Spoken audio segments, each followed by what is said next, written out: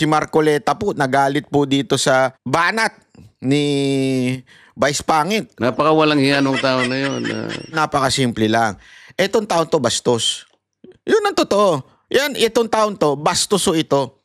Magpapatawa siya through insulting another person. That kind of talent is walang kwenta. Baduy ika nga. Pag-usapan pa po natin itong issue patungkol naman dito sa si Marcoleta po nagalit po dito sa banat ni Vice Pangit. Napanoorin natin to ha. Napakawalang hiya nung tao na yun. Walang niya daw yung tao na yun. Walang niya to si Vice Ganda. Vice Pangit. Hindi kasi hindi naman ba... Sige nga, sino ba magsasabing maganda yun? Siguro. Kahit nga siguro yung jowa niya, yung boyfriend niya. Ewan ko kung maganda yun ha. Kung hindi niya siguro binila ng motor yun, sasakyan. Baka hindi siya tawaging Vice Ganda eh. Hindi, baka lang ha. Di ko alam. Tanong natin doon. Ewan ko, sino sa inyo magsasabing Vice Ganda yun? Sige nga. Ako, hindi ko tatawaging Vice Ganda yun. Kung ganun ang pamantayan ng isang magandang nilalang, wala nang pangit. Di ba? Hindi, this is not about the looks pero yung name kasi, parang isang lapastangan po yung pangalan niya. Di ba? Isang lapastangan po. Kasi bakit to? Mabababoy naman pag sinabing beauty queen. Di ba? Pangit. Beauty queen Vice Ganda o Ganda Beauty ibig sabihin kamukha ni Vice Ganda yung beauty queen, ganon? Di ba? Ang pangit, isang lapastangan sa salitang ganda o beautiful. Di ba? Dapat palitan talaga yan. Yan ang una ninyong hakbang na gawin na batas, Senator Marcoleta. Palitan ang pangalan ni Vice Ganda. Gawin ng Vice Pangit ang ugali. Kayo naman, mga kababayan, nakala nyo na naman tungkol sa mukha ang sinasabi ko. Vice Ganda Vice Pangit ang ugali. Yung ugali niya ang pangit. Ha? Dinawin lang natin. Kasi baka mamaya sabihin nyo, grabe ka naman banat, para pogi ka ba para manlait ng itsura? Hindi po sinasabi yung itsura dito. Sinasabi ko po yung ugali. Bakit kanyo pangit ang ugali? Sabi nga nila, di ba? Na lahat po tayo ay merong freedom of speech. So okay lang laitin ni Vice Ganda si dating Pangulong Duterte. Wala namang problema. Wala naman tayong sinasabi na tumahimik ka. Wala naman tayong sinasabi na illegal yung sinabi mo. Isa kang kriminal. Wala tayong sinasabing gayon. Di ba? Ang sinasabi lang natin napakasimple lang. Etong taon to bastos. Yun ang totoo. Itong taon to, bastoso ito. So, kung malaya ka magsalita at malaya ka mambastos ng iba, dahil yan ay freedom of speech, malaya din po kami bastusin ka. Kasi kabastos-bastos ka naman talaga. Di ba? Sino naman ang mas kabastos-bastos sa inyo ni Pangulong Duterte? Ang alam namin, si Pangulong Duterte, nung panahon niya, ay talagang naging mapayapa ang ating bayan, 'di ba? Kung panahon mo kaya, halimbawa, sagwa noon, ang daming Hindi, yung impluwensya mo nga lang, malalaman mo na kaagad na ang pangit eh. Impluwensya mo, sino yung bata mo? 'Di ba? Yung bata mo nagwala. Alam ko parang mo yun alaalaga, parang mentor niya mini-mentor niya yung tao na yun di ba? Anong nagwala. Hindi lang tinanggal yung damit ba yun di ba? Ganyan yung, at alam nyo, makikita kayo sa mga kanto-kanto na ganyan ang itsura. Tapos palingkera, biglang nag-i-split, gumaganon, di ba? Ang dami mo makikita ngayon. Lumabas ka na mga alas 11, alas 12. Lumalabas sa mga tikbalang. Hindi ako nagbibiro. Subukan ninyo. Alam ko yan kasi tayo, panggabi tayo pag tayo nasa Pilipinas. Marami kang makikitang mga tikbalang. Yung itsura. paghawakin mo ng ganun, pagpahawak mo yung cellphone ng ganun, ganito, tapos iganon mo yung cellphone, wari may ilaw ng ganyan, ganyan, Ito, ilawan natin, ha. Chotomate, ayan, may ilaw na, di ba? Ayan, kita nyo. Tapos pag ganyanin mo, mukha ng poste, di ba? Di ba? Totoo naman eh. Ang daming ganyan. Kaya nga, alam mo, ingat kayo sa pag kayo nasa labas ng gabi ng mga alas 11, alas 12. Baka mamaya biglang baka bigla kayong sunggaban yan, ha? Yung mga tikbalang. Naku po, grabe. Kawawa ho talaga ang bayan natin. Kasi yan yung klase ng impluensya na idudulot ditong vice pangit na to. Totoo naman eh. Yan ang impluensya na naidudulot ng ganyang klaseng pag-uugali. Ang pangit na ugali. Alam mo, eto sa totoo lang, to be frank, okay? Marami tayong kakilala mga stand-up comedian na magagaling, ang talas ng isip. Ako, bilib ako eh. As a matter of fact, ang payo ko nga sa grupo ko, manood kayo ng mga stand-up comedian. Kasi ang bilis ng isip nila. Ang tawag nga natin dyan, mga matatabang isip eh. Ang taba ng isip nila, ang galing nila, di ba? Pero, isang bagay na talagang masasabi ko, ito, wala ho itong kahit noon pa. Si Vice Ganda ang pinakapangit ang joke. Sa totoo lang, ha? Hindi ako nagbibiro. Si Vice Ganda ang walang kakwenta-kwentang para sa akin as a performer. Bakit? Kasi yung joke niya, panlalait lang sa kapwa. Yung joke niya, it's either manlalait lang siya ng mga audience o di kaya kukuha siya ng partner na lalaitin niya. Nagigets nyo? Yun yung para sa akin joke na corny. Parang joke na, okay, malabnaw, ika nga. Yun, para sabi ni Marcoleta hilaw na joke, di ba? Kasi yung talaga mga magagaling na joker, katulad ni halimbawa si Long Mejia, magaling niya, mataba utak niyan. Si pangalan nito, yung si nakalimutan ko yung pangalan. Yung si Alien. Yun, si Brad Pitt. Di ba? Yan, mga matataba isip niya, yung mga matatalas ang isip niyan. Yeah? Hindi ka lalaitin pero matatawa ka. Maraming ganun na ganun na tao na nakakatawa sila without insulting people. Di ba? Si Vice pangit, wala. Mangiinsulto lang siya na mangiinsulto. Magpapatawa siya through insulting another person. That kind of talent is walang kwenta. Baduy, ika nga. Para sa akin kasi ako laki ho ko sa entertainment since high school, elementary, nagbabanda na ako. Alam ko na yung takbo ng entertainment. Pag nanonood ako, parang sabi ko, oo, nakakatawa. Ito, no joke. Nakakatawa yung joke niya na nilalait niya yung kapwa niya. Para sa akin, medyo mababaw po yun. Para sa akin po nabababawan ako doon. Yun pa lang parang sa akin walang talent. Yung talent mo manlait, hindi talent yan. Parang hindi ka nag-iisip, parang ganun. 'Di ba? Kasi ang pagiging komedyante, yan isa sa mga matatalas ang isip. In terms of they're good in communication, negotiation, and malalim ang isip. Ang nga natin dyan is yung sila ay nalobat ako, babe. Chotomate. Ay, wait. Ayan. Andali. Nagkagulo na. Ayan na. Ayan. Yon. Ayan. Ay, mag-charge ka, animal ka. Hala. Ayaw mag-charge. Sagot ka. Mapuputol tayo.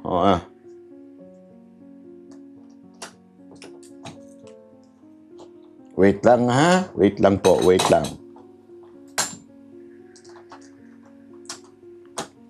Yan. Sorry naman.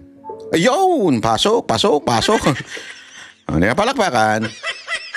Parang pakinggan natin to si Marcoleta. Mr. Chair. Bigla ba niya naman sinabi, tingnan niyo yung mukha ni Marcoleta kung matatawa kayo. Sino yung official owner? Sino yung beneficial owner? Sino yung gaming system administrator? Ano yung mga games? Katulad po ng halimbawa, itong AB Leisure Exponent Inc. Yung mga games niya po, ito yung DG Plus, Arena Plus, Bingo Plus. Ito po yata yung nag-sponsor nung isang concert na ngayon lang. Pati po ako ay kanyang idinawit. Nagpapatawa po siya. Nakita niya yung dating Senador Grace po na nagtatawa. Natawa po at siguro naging successful siya. Napatawa niya si Senador Grace po. Bigla ba niya naman sinabi, tingnan niyo yung mukha ni Marcoleta kung matatawa kayo. Napakawalang hiya nung tao na yun, Mr. Chair. Ayaw ko na pong patuksin siya. Ang nag-sponsor po yung DG Plus. Kaya po lumalaki po eh. Gumagamit po sila ng ganong klaseng mga sikat na mga tao. So, alam ko po malaking pag-uusap ito, Mr. Chair. At alam ko, I think the PAGCOR and the DICT will be struggling to reinvent themselves kung paano ma-address ito. Halimbawa, mapag-usapan natin total ban. Ayan, no. So, may hirit nga po si Marcoleta na pati pala siya nilait ni Vice Ganda. Sabi ko nga ho sa inyo di ba? Yan to yung kanyang klase ng joke ni Vice Ganda, yung panlalait, di ba? I mean, that is not a talent. Hindi po yan talent. Ano ho yan? Parang talent pang ano lang yan, pang, alam mo yun, pang, sa madaling salita parang ganito. Maraming klase ng vlogger. Di ba? May bumabanat. Marami na bumabanat ngayon tulad ko, si Banat Bay. Pero kailangan, laliman mo yung banat mo. Hindi lang basta kang bumabanat. Meron kasi dyan yung mga basta lang bumabanat sabi ni Puting ahas, balaklok adik ko, ano ka, ganyan, bangag, ganun. Hindi, dapat laliman mo. Di ba? Kailangan may lalim yung sasabihin mo. Ipapaliwanag mo yung mga issue, tapos dun ka bumanat. Hindi yung puro lang puro ka lang chismis, tapos puro insulto lang. Walang ganun. Yun kaya nga kinukonsider ko yung mga ganyang vlogger na mga mabababaw na vlogger for the views ika nga. Kasi minsan gusto lang natin ng ganun Sa kabila may ganyan din yung bungal. Yung bungal na sa kabila walang kundi gago. Di ba puro ganun? Walang pinagkaiba Di ba? Ganyan din ang kaugalian ni Vice Ganda. Sa tingin ko yung kanyang klase ng joke, kung hindi man lait lang naman lait. Sana lang laliman mo naman Vice Ganda. I mean, okay, it's your freedom of expression. Laliman mo yung joke mo, yung medyo mapapaisip ka. Paano mo naisip yun? Parang ganoon. I mean, ang ganda ng joke na yun parang paano mo na-connect yun, di ba? Dapat ganoon, hindi yung wala lang. Ayaw kung tignan yung mukha ni Marcoleta. Walang kwenta, di ba? Parang walang saysay yung mga gayon. Ay, nako. Anyway, ito papakinggan na natin dito Ang tindi ng banatan kanina sa Senado. Ang lalim mo ng pagdating doon sa issue ng online gambling. At ang binira nila dito yung BSP kasi ang tagal. Ito muna, panoorin nyo. Deputy Governor, can you clarify? Sabi nyo kanina kay Senator Marcoleta, may order na kayo na tanggalin yung links? Yes, Your Honor. So, hindi sumusunod sa inyo? Do you have GCash? Yes, Your Honor. I-open nyo yung GCash ko ngayon. Nandiyan pa huli yung link. We gave them 48 hours, Your Honor, to take down the links. When did you order, Deputy Governor? Today, Your Honor. So, can you please, I know, sir, sa banking, very conservative, you have a very good reputation. Pero please speak very clearly to us. Diba? What you did on July 25, nag-circulate kayo ng proposal sa mga e-wallet at hinintay nyo pa yung kanilang reply. Tapos today lang kayo nag-order kasi may hearing today. Your Honor, if I may, Hindi, kasi ang sagot nyo kay Senator Marcoleta, kulang na lang pumalakpak ako eh. Papalakpak kasi dapat talaga ako kasi at least umaksyon kayo kaagad. Kasi yung governor nyo, ang ganda ng statement, dapat daw mahigpit. Pero wala namang aksyon. You know, I will go to, I will stop there, Deputy Governor. But be very clear here kasi hindi lokohan tong hearing na to eh. Diba? Sana sinabi yung kanina, sir, it took us time and everything, but we're giving them 48 hours. Eh sinabi nyo, hindi, you ordered them na eh. Pag binuksan mo ngayon, meron eh. Hindi po ba? Seryoso, pinag-uusapan natin eh. Lokohan ba to? So please sir, di ba, ano lang, konting pagiging forthright naman at konting tayo pag nag-uusap dito, di ba? Ang PAGCOR mahirapan sumagot kasi trabaho nila magnegosyo ng ng gaming eh. That's why, di ba, we'll allow them to but you get my point, sir. Okay, so 48 hours makakaasa kami na tanggal na lahat. Yes, Your Honor. Why do they need 48 hours? Isn't that instant naman? DICT, pag sinabi ko today, tanggalin nyo yan, hindi kaya ng technical ng mga e-wallets yun? So balato muna, 2 more days? With the permission of our Secretary, Mr. Chair. Yes or no lang, sir? Yes, it can be done right away, Mr. Chair. So, sir, why do we give them 48 hours pa? Kung sure naman kayo. So, kung may mamatay ng 48 hours kasi nalulundon, okay lang sa atin o sayang kita? Sayang Your kita. Honor, Hindi ko naintindihan eh. Kasi binigyan nyo since, it's August 14 eh. Binigyan nyo since July 5. You know, if you call them into the room, you are the central bank eh. So, I'm sorry, Mr. Chairman, I'm just talking in terms of from the Committee on Banks, di ba? I was briefed. Conservative, these are gentlemen, etc. But if you called everyone into the room on July 5 and everyone pumayag, the next day, July 26, wala. You come here in the day of the hearing, you know all of the cameras are here, representing the central bank, telling Senator Marcoleta, wala nang links. Then nung tinignan ko meron, then we're giving them 48 hours na hindi naman nila kailangan ng 48 hours. Bakit po? Bakit tayo ganun? Your Honor, we gave them sufficient time for all of them to Sir, remove- the ICT just said now, they can do it instantly. Wala kayong technical people sa central bank? Kayo nagre-regulate ng e-wallets eh. Or sayang yung kita nung 2 days? Your Honor, it's because of that reason to give them time to take them down, lahat sila, and also to give adequate or prompt information to the public. So for Sir, number 1, July 25 pa yung memo nyo. At pumayag sila. So alam na nila. So naghahanda na sila. Number 2, the public, sila nga ang biktima eh.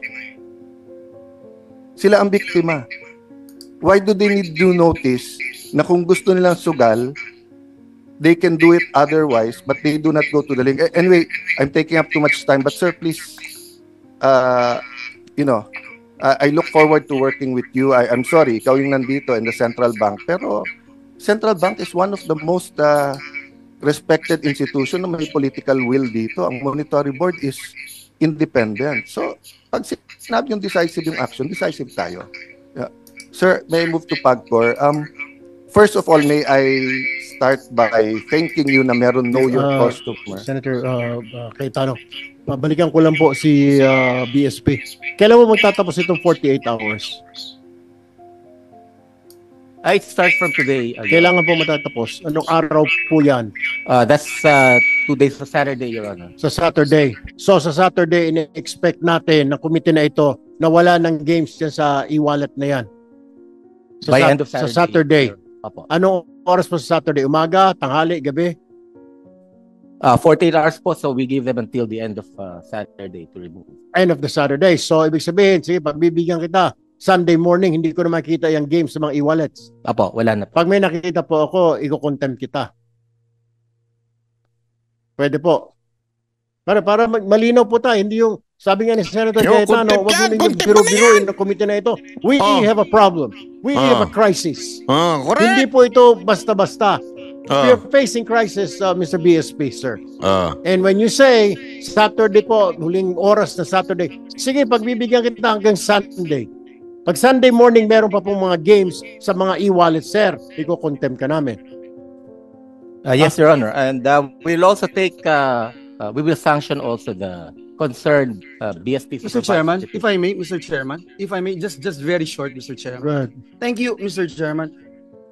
I would respectfully object, Mr. Chairman, to that statements made by Central Bank in saying that they need time, 48 hours to take it down, while we heard from ASEC Paraiso a while ago that they can do it right away. I just don't get it, Mr. Chairman. Forgive me, Your Honors, my dear colleagues. It is not acceptable yung answer bakit kailangan ng 48 hours. We wanted to protect the public eh. Namamatay na nga yung mga tao eh.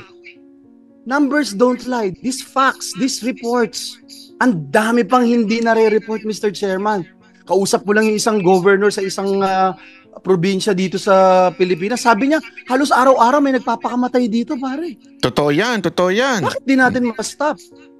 Again, Mr. Chairman, I'm really sorry. It is not acceptable yung binibigay na sagot kung bakit hindi natin mai sara ngayon kung kaya naman. Ngayon, if there's another answer, Mr. Chairman, that would convince this representation na bigyan pa rin ng 24 hours, sige ho, I will agree. But right now, the answer being given to us, Mr. Chairman, hindi ho acceptable. Sorry. Thank you. Nako, ayan. Alam mo mga kababayan, ang simple-simple talaga nitong issue na ito eh. Hindi ko magets bakit parang ang bagal kumilos pagdating po sa kailan aaksyonan itong issue na ito. 'Di ba? Kasi una-una yung yung bagang bilis ng access. O, 'di ba? May GCash ka, nakalink na doon yung alam mo na, yung sugal, di ba? So, ang bilis talagang maubos. Yun ang doon eh. Alam mo, yun nga sa casino. Di ba? Paulit-ulit ko sinasabi kasi hindi naman papagkaila. Nag-show din tayo doon eh. Oh. Yun, hindi ko sinasabing nyo yun. Pero at least, apakahirap pumasok doon. Di ba? At sasadyain mong pumunta. Ibig sabihin, kung talagang may income, let that income yung doon sa mga casino. Oh, but I'm still totally against any form of gambling ha. Pero kung gusto mo doon ka na lang. Kasi dito sa mga online, ay grabe nasa kamay mo na. Andali. Yung iba nga, di ba, yun na nakikita natin eh.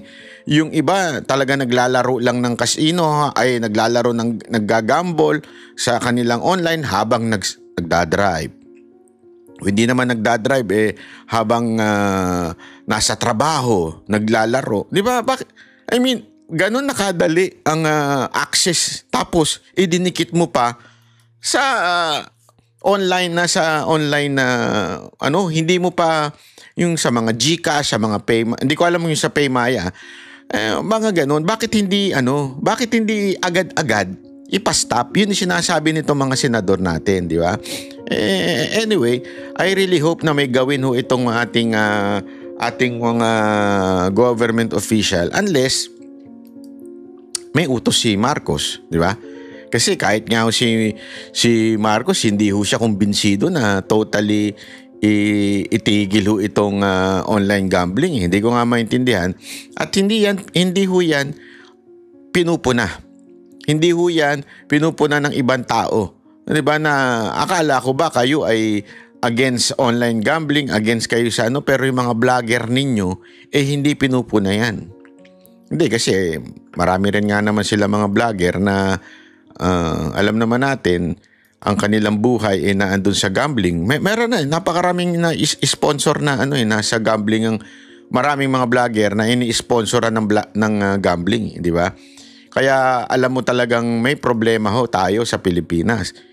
Sabi nga ni Marcoleta iningi niya kasi yung listahan nitong mga gambling na ito. At alam nyo, isa sa mga sinabi ni Marcoleta, yung bang gumagamit sila ng mga influencer, diba? O kaya sikat na tao. Talagang medyo mahihirapan talaga at lalong matinding impluwensya nito sa mga Pilipino, kasi ibantakin mo, vice ganda ba naman, di ba? Alam naman natin yung iba mga Pilipino, hindi ko maintindihan bakit ina-idol yung di ba? Sa dami-dami naman ng idolin mo si vice ganda. Wala, ewan ko.